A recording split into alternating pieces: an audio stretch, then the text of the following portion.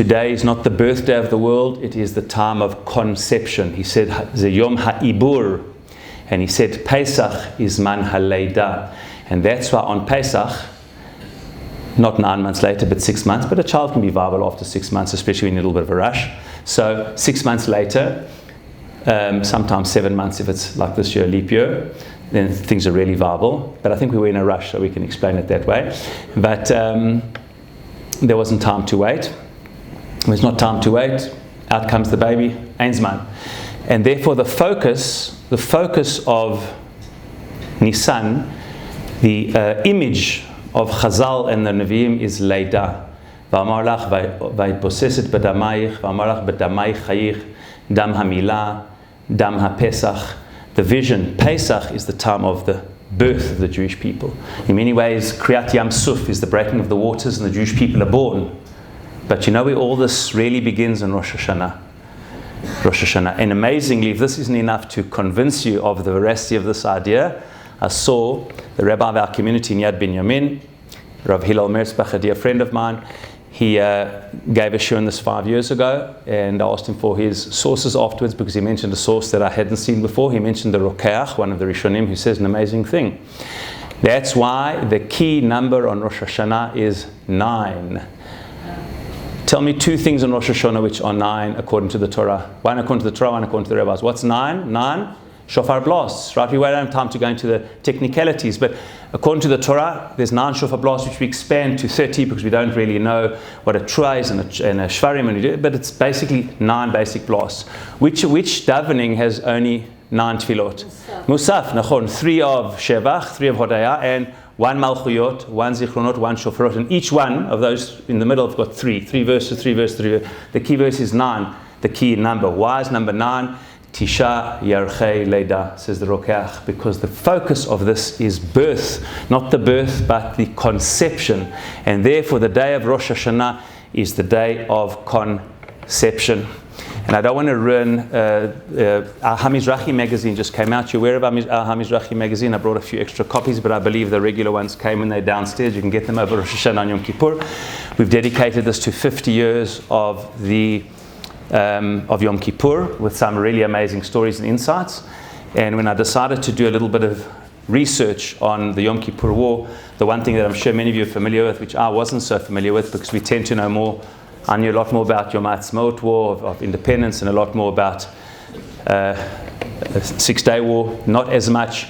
I bought a book on the 30th anniversary of the Yom Kippur War, and I took 20 years, but I decided to read it. And read a couple of books and insights, and for me it was enlightening. And of course, and there's a lot of material coming out now of the Mossad and everything, but what's being said is something which you'll read in the article, and I'm sure many of you know it, is that the mistake on Rosh Hashanah was a mistake of conception, of an idea. In fact, the Agranat Committee, which researched, National Commission, which found fault, especially with the intelligence community, said their problem was they had a mistaken conceptia. The problem was that's the word they used, ha-conceptia. It's not my invention, it's the word of Shimon Agranat, the Agranat Commission. They thought there would be no war. And every bit of proof that got brought, both the intelligence community, Kissinger's got a line how he said how wrong we got it. We got it totally wrong. Kissinger's mistake almost cost the Jewish people its life, and it wasn't only his mistake. It was the intelligence community in Israel, it was the intelligence community in the United States. They were convinced that there is no way that Sadat will fight. And you can see it's in the article.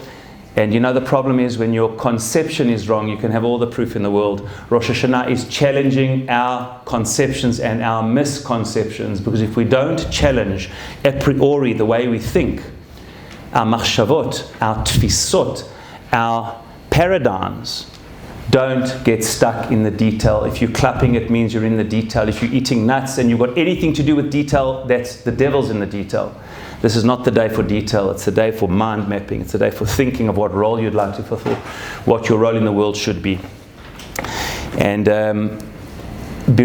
so that's really what the day is about. And therefore it's Hayom Harat Olam. And therefore it's the Yom of Tchilat Ma'asecha, which is our machshavot. And ultimately what happens in our lives down the line is dependent on how we think, how we perceive, and our thought processes. And when I learned this in the Balei Tosfot, when I first learned it, I sensed there was something incredible about it. And the more I learn it, when an idea is true, that the more you learn about it, the more it makes more and more sense. Not, it's a nice little vort, and the more you learn about it, yeah, it answers this, but it doesn't answer 25 other things. The more you learn it, wow, it just answers this. It answers the chait, it answers so many different things. So it's a very special idea. Birshutchem, if I may just do 5 minutes, I want to just end in the next 5 minutes, just a word about the book, and if it is okay, if you would like to purchase one, some of you I know have it. If you would like to, there's a box with some change in it. It costs 80 shekels. Okay, there is a pay box if you want to as well. Just to very briefly, I want to also thank Moriv Rabbi Wine, because the first person I went to get an approbation for it was Rabbi Wine, and he very graciously had his wife read through his daughter read through sections of the book and wrote a very gracious approbation, which I put on the front cover. And others, Miriam Perez, Rabbi Jacob J. Schechter, and others. I wanted a professor of Zionism, Professor Gil Troy, who read the book and was very gracious. And really what I've tried to do very briefly in this book is look at a new paradigm to analyze Zionism and the state of Israel. Because everything depends on paradigms. How do you view things? And we tend not to view Zionism and anti-Zionism in Israel through the paradigm of Torah, which is through religious Zionist eyes, through spiritual Zionist eyes. And I don't believe one can understand Jewish destiny, and certainly not Israel's, without an understanding of its spiritual destiny. And the first part of the book is all based, the first 6 chapters are trying to understand how did anti-Semitism morph so quickly after the Shoah into anti-Zionism. And this idea, I often talk about how the yellow stars become the blue star. It's as dangerous today for a Zionist Jew to walk down the main street in Tripoli, Damascus, Gaza, Beirut, as it was for a Jew with the yellow star in Vienna, Lithuania, Berlin. It's just changed color. The powerless Jew was told, get out and go to Palestine. The powerful Jew is told, get out and get out of Palestine. How did it change so quickly?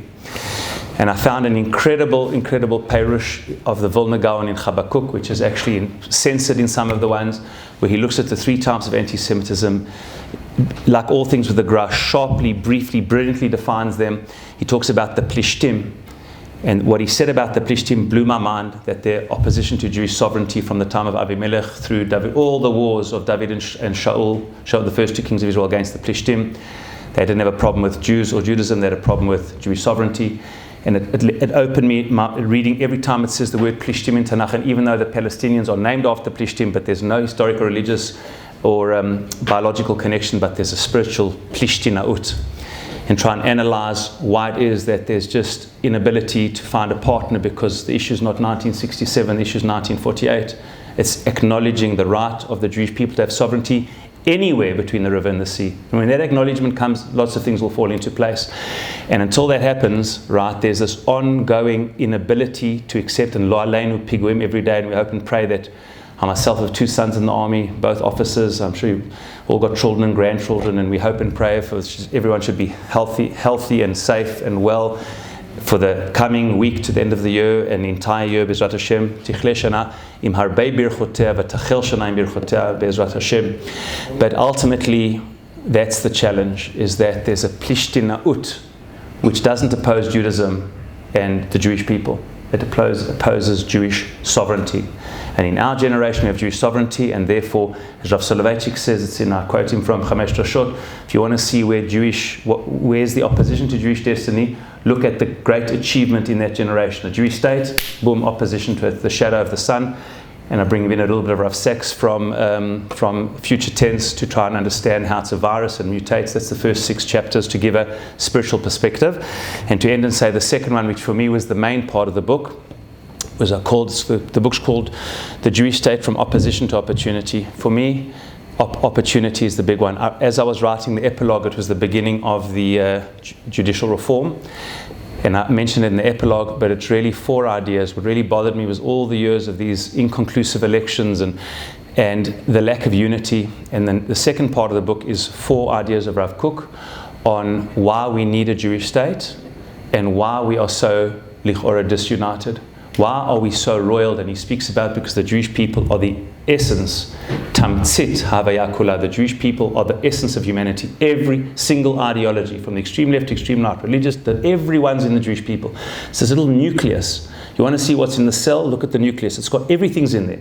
And the whole world, Jews and News, are obsessed with the Jewish people in Israel because, says Rabbi Cook, and it's also mentioned Paul Johnson, that the world's really looking at a reflection of itself and projecting all of its issues onto the Jewish people. And Rabbi Cook has got a platform for Jewish unity.